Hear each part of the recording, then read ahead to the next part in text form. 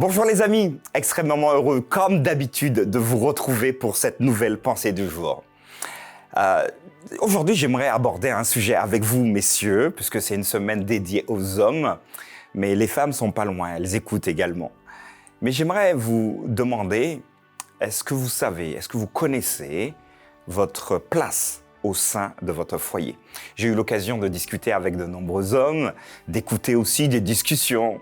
Quelle est donc la place de l'homme au sein de son foyer?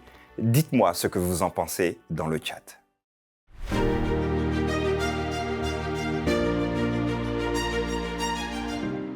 Aujourd'hui, la pensée du jour se trouve dans Éphésiens chapitre 5, versets 28 à 29. C'est ainsi que les maris doivent aimer leur femme comme leur propre corps. Celui qui aime sa femme s'aime lui-même, car jamais personne n'a haï sa propre chair, mais il la nourrit et en prend soin, comme Christ le fait pour l'Église. Voilà un super beau texte, les amis. Chers messieurs, chers hommes, voilà un super beau texte pour vous. Ceux qui sont déjà mariés, qui ont déjà une famille, ceux qui prétendent en avoir une dans quelques années ou peut-être même cet été. Félicitations en tout cas. Mais quelle est votre place au sein de votre foyer? Certains hommes, se bagarrent pour trouver une place. Mes amis, votre place, vous l'avez. Donc, il n'est pas question de vous battre pour avoir votre place. D'abord, me semble-t-il, Paul nous interpelle et t'interpelle toi et te dit, c'est ainsi que les maris, tu es marié? Oui, donc c'est pour toi. Tu es un mari en devenir, c'est également pour toi. Les maris doivent aimer leur femme comme leur propre corps. Le petit souci ici, vous comprenez bien, c'est que si vous avez un mari qui ne s'aime pas lui-même, waouh, la femme risque d'en pâtir. Mais disons que vous avez, mesdames, des maris équilibrés. Tous les hommes qui regardent cette vidéo sont équilibrés.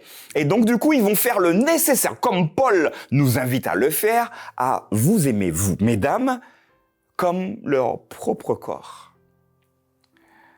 Celui qui aime sa femme s'aime lui-même. D'accord. Donc, c'est intéressant d'avoir un équilibre. Car jamais, continue Paul, jamais, et j'ai envie de dire, au grand jamais, personne n'a haï sa propre chair. Alors, on va dire toujours des gens sains d'esprit et équilibrés. Mais quand vous avez de l'estime pour vous-même, vous avez également de l'estime pour celui ou celle qui est en face.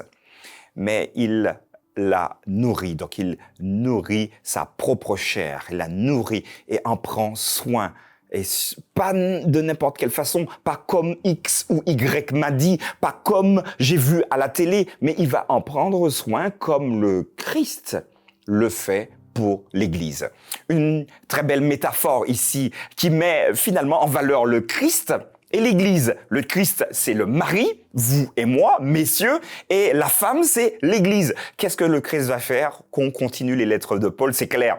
Il va se mettre en 18, il va se plier en 18 pour faire quoi? Pour racheter son Église, pour la sauver. Messieurs, alors je vous parle. À toi qui m'écoutes, je te parle. Es-tu prêt à tout faire?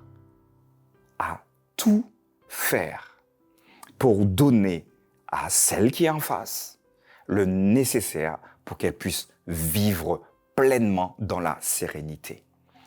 Tu voulais chercher ta place? Voilà la place que Paul te propose d'avoir.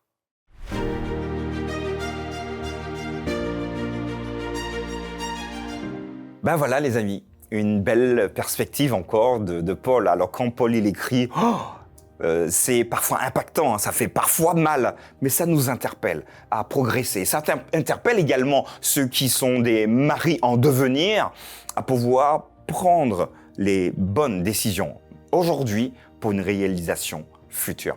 N'hésitez pas encore, je vous dis, à transmettre donc ces pensées du jour à vos amis, à vos groupes également. Groupe WhatsApp de discussion, n'hésitez pas, allez-y et surtout mettez ce que vous en pensez en commentaire, des commentaires bienveillants pour nous aider à progresser tous ensemble. Je vous donne rendez-vous demain pour une nouvelle pensée du jour.